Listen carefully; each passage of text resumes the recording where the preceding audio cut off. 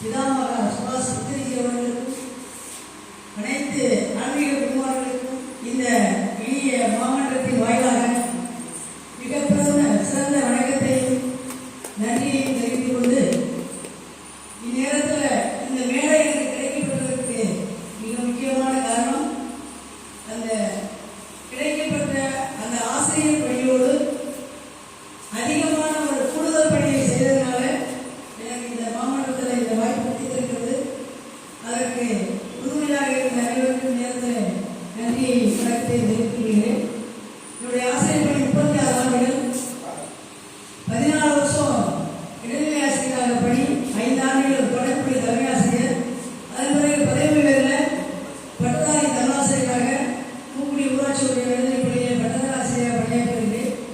அந்த பணி வேலையோடு பணிக்கு முன்னாலேயும் பணிக்கு பின்பு உள்ள நேரங்களில் நாங்கள் யோகா வேலையை கற்றுக்கொண்டோம்.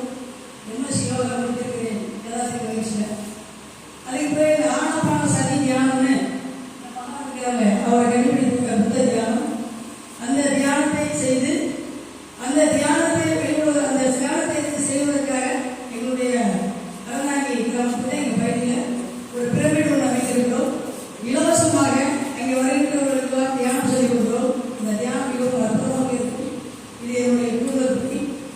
அதோடு மட்டும் இல்லாமல் மற்ற கிராமங்களுக்கும் சென்று இந்த 100 நாள் பணியாளர்கள் இதுபோல எங்கெங்கெல்லாம் ஒரு மக்கள் சந்திப்பு இருக்கிறதோ அங்கெல்லாம் ஒரு வாய்ப்பை ஏற்படுத்தி கொண்டு அந்த மக்களுக்கு அதை போய் சேரும் விதமாக இந்த பணியையும் என்னுடைய ஆசிரியர் பணியோடு கூடுதலாக செய்து கொண்டிருக்கும்.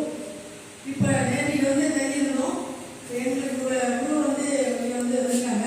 அவங்க வீட்டில் நாங்கள் இருந்து அவங்க தான் எங்களை வழிநடத்தி நேரத்தில் மிகப்பெரிய சிறந்த நன்றியை தெரிவித்துக் கொண்டோம்.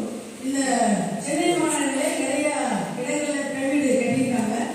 நீங்கள் என்ன செய்யணும்னா இது மூலமாக இதுக்கு முன்னாடி தெரியாதவர்களும் அந்த இடத்தை அணுகி அங்கிருந்து நீங்கள் அந்த பிரமிடு தியானத்தை, ஆனாபான சதி தியானம், யோகா பயிற்சி இதெல்லாம் கற்றுக்கொண்டால் மிகவும் நன்றாக இருக்கும்.